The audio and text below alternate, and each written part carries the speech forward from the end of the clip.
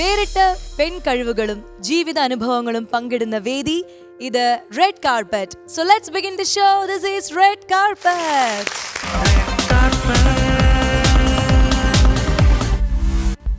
ഇന്ന് നമ്മുടെ റെഡ് കാർപ്പറ്റിൽ അതിഥികളായിട്ട് വരാൻ പോകുന്ന ആരാണെന്ന് അറിയണ്ടേ? മിനി സ്ക്രീനിലും ബിഗ് സ്ക്രീനിലും തിളങ്ങി നിൽക്കുന്ന താരങ്ങളാണ്. അപ്പൊ അവർ രണ്ടുപേരെയും വേദിയിലേക്ക് സ്വാഗതം ചെയ്യുന്നു. So let's welcome Aziz and Diana Hameed.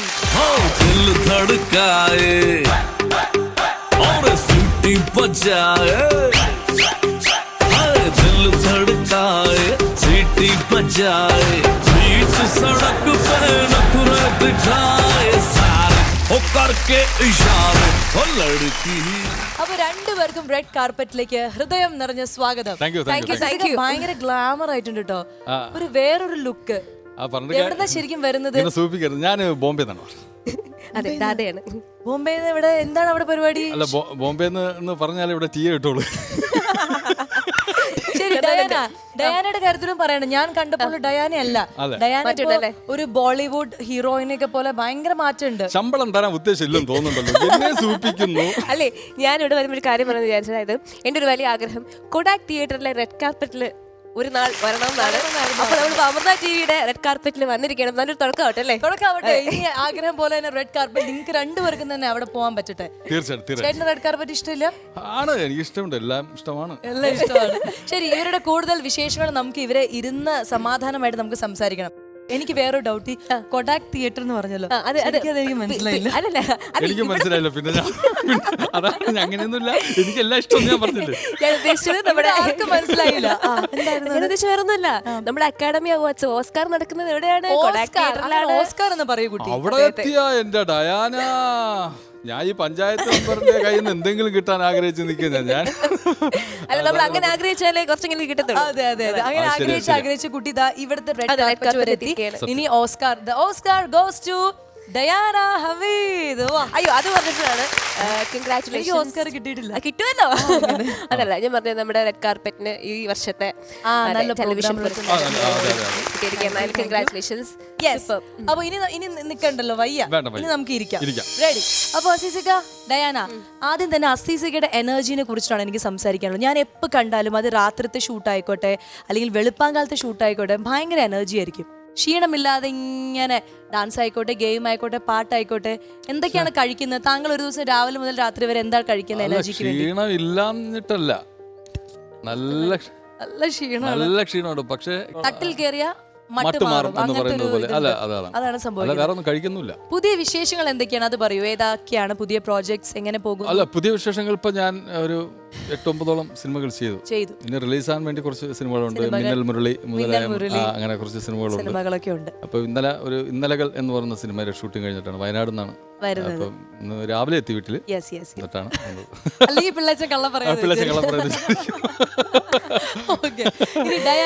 Diana നമ്മുടെ അമൃത ടിവിയുടെ സ്വന്തം ചക്കരയാണ്. ഫൺസ് അപ്പോൺ എ ടൈം എന്ന പ്രോഗ്രാം ഇങ്ങനെ ഗംഭീരമായി അവതരിപ്പിച്ച് ഇങ്ങനെ പോകുന്നു. ഇപ്പൊ എന്ത് പറ്റി, കുട്ടി കാണുന്നില്ല? ഇപ്പൊ ശരിക്കും പറഞ്ഞാൽ ഫൺസിന്റെ സെക്കൻഡ് വേർഷൻ സീസൺ തുടങ്ങി, എന്റെ ഷൂട്ടിങ് കഴിഞ്ഞു. അപ്പൊ റീസെന്റ് ആയിട്ട് ഞാൻ ധ്യാൻ ശ്രീനിവാസൻ, അജു വർഗീസ് എല്ലാവരും കൂടെ വീക്കം എന്നൊരു മൂവി ചെയ്തു. അപ്പൊ അതിന്റെ ഡേറ്റ് ഒരു ക്ലാഷ് ആയിട്ട് പക്ഷെ കുഴപ്പമില്ല, അടിപൊളി. ഒരു സ്ഥലത്ത് നിന്ന് വേറൊരു സ്ഥലത്തേക്കാണല്ലോ പറിച്ചു. അതെ അതെ അതെ, അതിലേക്കുള്ള വഴിയാണല്ലോ ഇത്. അപ്പൊ ആ സിനിമയുടെ ബാക്കി കൂടുതൽ വിശേഷങ്ങൾ എന്തെങ്കിലും വെളിപ്പെടുത്താറോ? തീർച്ചയായിട്ടും. കഴിഞ്ഞ മാസം അത്യാവശ്യം ഒക്ടോബർ നല്ലൊരു മാസമായിരുന്നു എന്നെ സംബന്ധിച്ച്. എനിക്ക് തണുപ്പുണ്ടായിരുന്നു, പിന്നെ പെടിയരുത്, മഴയുണ്ടായിരുന്നു. എനിക്ക് 3 പ്രോജക്ട് ചെയ്യാൻ പറ്റി. സൈചേട്ടയുടെ മധുരം ജീവാമൃത ബിന്ദു എന്നൊരു പ്രോജക്ട്, പിന്നെ മെറി ക്രിസ്മസ് എന്നൊരു മൂവി, പിന്നെ ആയിരുന്നു വീഗം ഒരു നല്ലൊരു ത്രില്ലിംഗ് സബ്ജക്റ്റ് ആണ്. നല്ലൊരു സ്റ്റാർ കാസ്റ്റ് ആണ്. അതിലായിരുന്നു ജഗദീഷ് ചേട്ടൻ ഉണ്ടായിരുന്നത്. മതസൗഹാർദ്ദമാണ് നമ്മുടെ ബീഗം, മറ്റേ ക്രിസ്മസ്, പിന്നെ ഇപ്പൊ മറ്റേ നല്ലൊരു ഒബ്സർവേഷൻ ആണ്. നല്ലൊരു ആർട്ടിസ്റ്റ്, നല്ലൊരു ഒബ്സർവേഷൻ കണ്ടുപിടിക്കുന്ന കാര്യമാണ് തീർച്ചയായിട്ടും.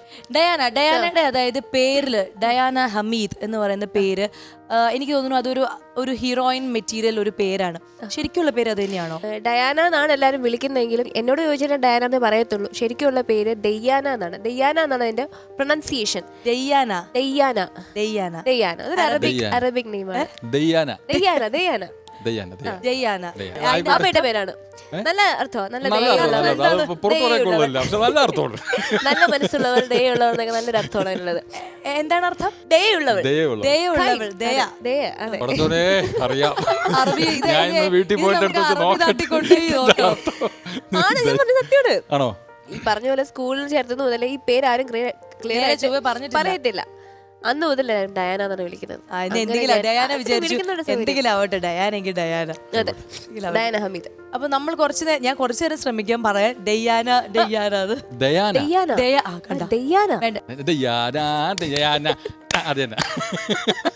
അത് ഓർത്താ മതി. ഓർക്കാൻ പറ്റും തോന്നുന്നില്ല. അതുകൊണ്ട് നമുക്ക് ഡയാന മതി. ഡയാന തമിഴ് സിനിമ ചെയ്തു മെമ്മറീസ്. സോ തമിഴില് എങ്ങനെയാണ് വന്നത്? അതൊരു തമിഴ് മൂവിയാണ്.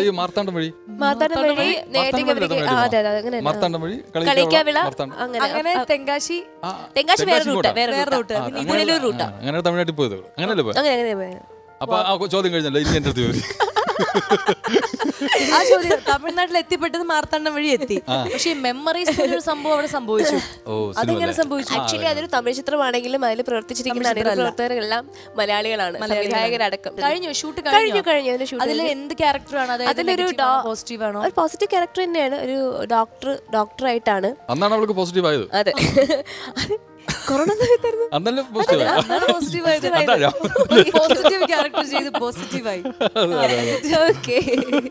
ജാനകി എന്നാണ് കഥാപാത്രത്തിന്റെ പേര്. എന്താ പറയാ, മരിച്ചു പോവും ആ ക്യാരക്ടർ. അതുകൊണ്ട് അധികം ക്യാരക്ടറിന് പെർഫോം ചെയ്യാൻ പറ്റിയിട്ടില്ല. എത്ര ദിവസം ഷൂട്ട് ഉണ്ടായിരുന്നു? ഷൂട്ട് ഒരു 5-6 ദിവസം ഉണ്ടായിരുന്നു. പിന്നെ ബഡ്ജറ്റ് ഇല്ല, കൊന്നു.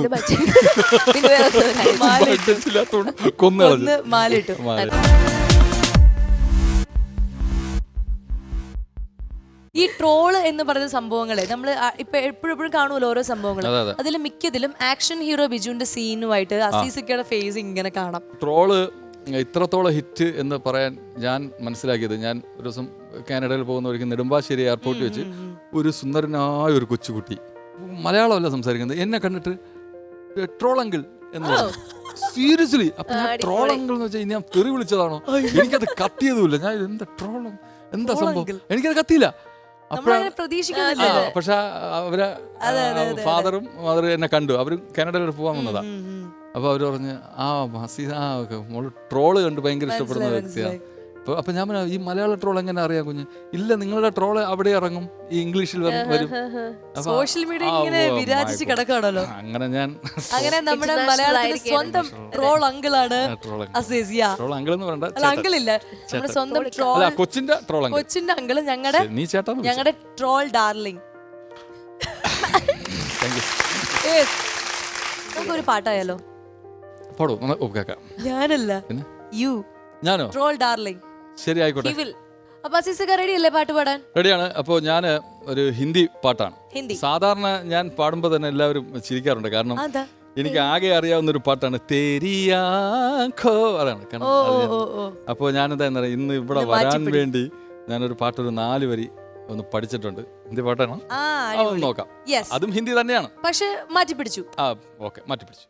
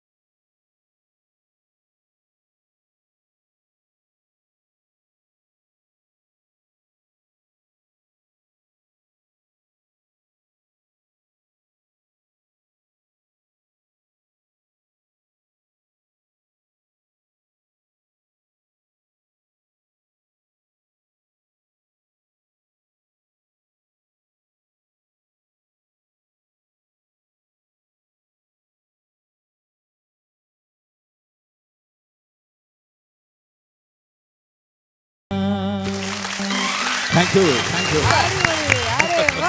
നല്ല feel അല്ലേ? क्या बात है താങ്ക് യു कमाल का आवाज വേറെ ഹിന്ദിയൊന്നും ചോദിക്കല്ലേ കാണാതെ പഠിച്ചിട്ട് അല്ല ഹിന്ദി ചോദിക്കുന്നില്ല പാട്ട് പക്ഷെ പഠിച്ചിട്ടില്ലല്ലോ അസീസിക്ക പഠിച്ചിട്ടുണ്ടോ ഞാൻ ഇപ്പൊ വരുന്ന സമയത്ത് പഠിച്ചു അതല്ല ചെറുപ്പത്തിലെ ശാസ്ത്രീയമായ സംഗീതം സ്കൂളിൽ പോലും പഠിപ്പിക്കാൻ പൈസ ഇല്ലായിരുന്നു പിന്നെ പാട്ട് പഠിപ്പിക്കാൻ പക്ഷെ എവിടെന്നൊക്കെയോ അതായത് പാട്ടിനോടൊരു ഇഷ്ടം വരാൻ കുഞ്ഞിലെ ഇഷ്ടം എന്തെങ്കിലും ഇഷ്ടം വരാന്ന് പറഞ്ഞാൽ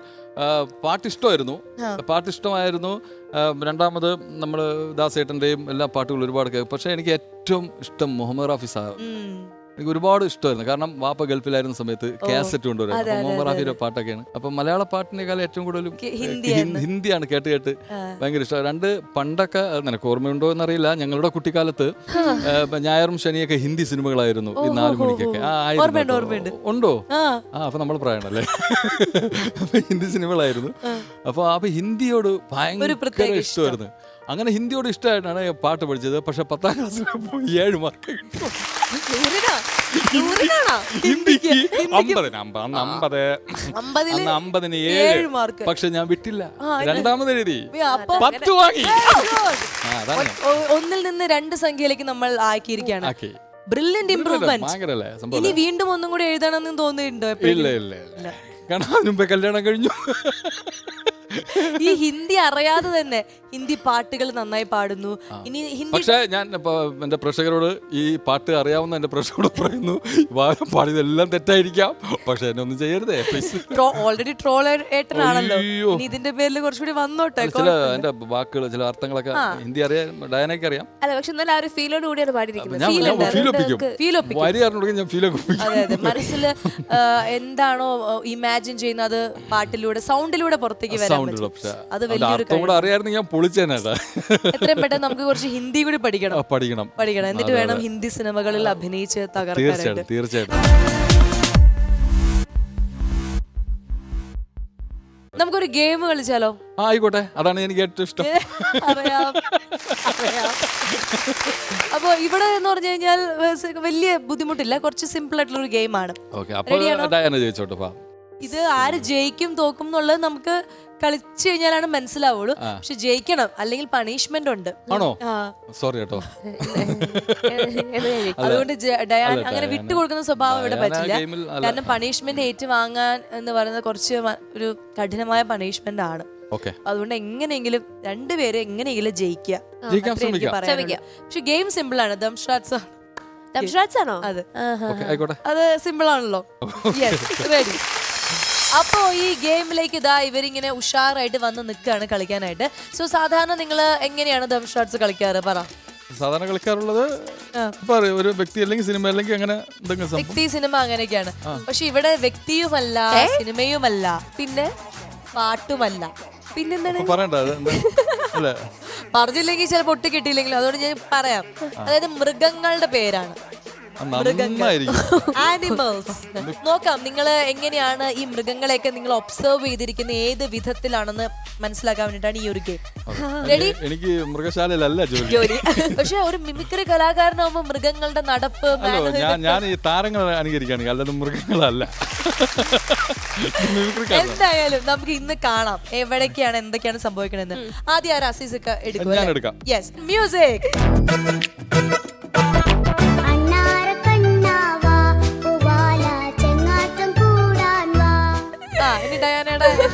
പറഞ്ഞതാ അല്ലെങ്കിൽ ഞാൻ നിന്ന് വെള്ളം കുടിക്കും അയ്യോ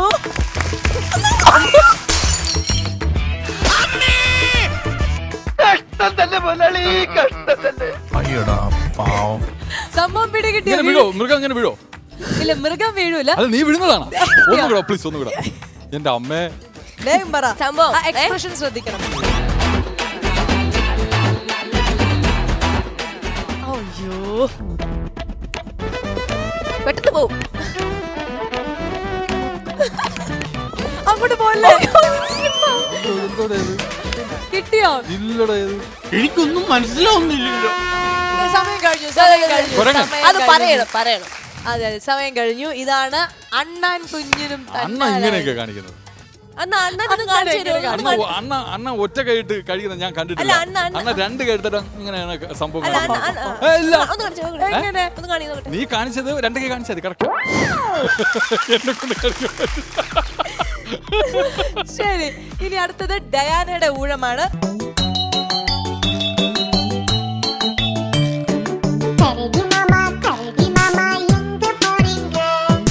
காட்டு பக்கம் வீடு அங்க போறங்க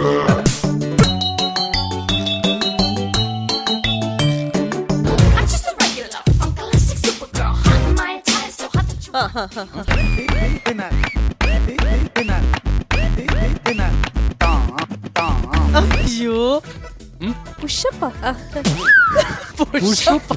ரொம்ப பிரமாதம். இந்த மாதிரி புத்தி உலகத்துல யாருக்குமே கிடையாது.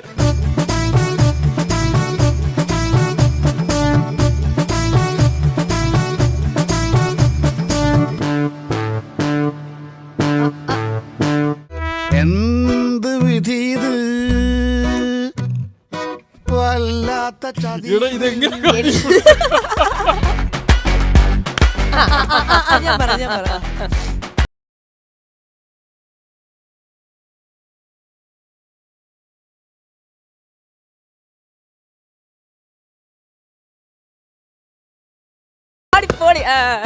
എന്താണ്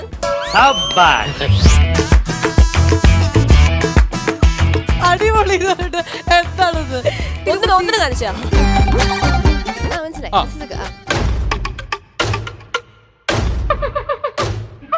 വന്നു. അയ്യോ പേടിച്ചു. കറുത്ത കളറാണോ? പേടിച്ചു. ഉറങ്ങി.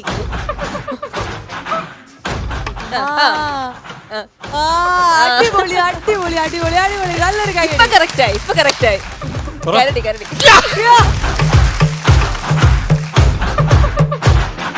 ഗംഭീരം. Thank you. ഇനി എടുക്കൂ.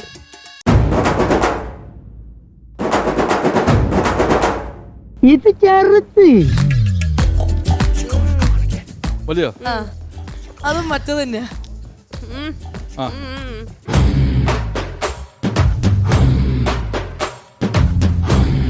ആ 4 കാല്. ആനെ പിന്നെ ആന.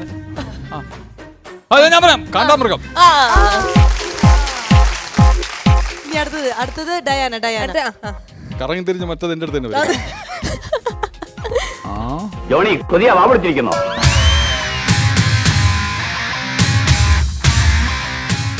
വായ കൊണ്ട് ആക്ഷൻ കാണിക്കരുത്. അയ്യോ ഞങ്ങൾ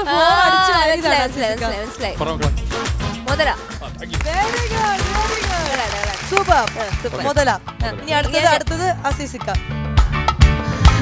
എനിക്ക് കാണിച്ചു തരൂ. Very good.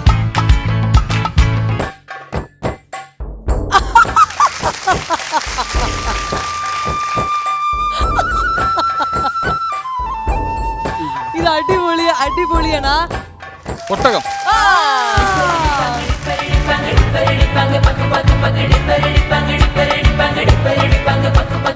Oh my God. This is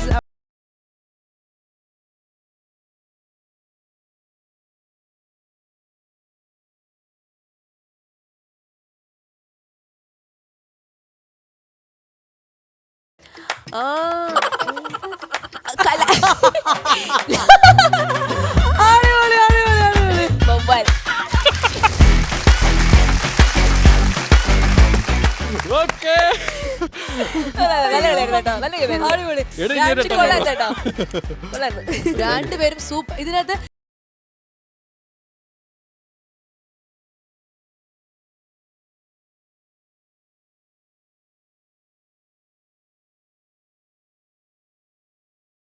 രണ്ടുപേർക്കും ഞാൻ ഒരു സമ്മാനം തരാം. അങ്ങനെയല്ല, ചെറിയൊരു സ്നേഹ സമ്മാനം.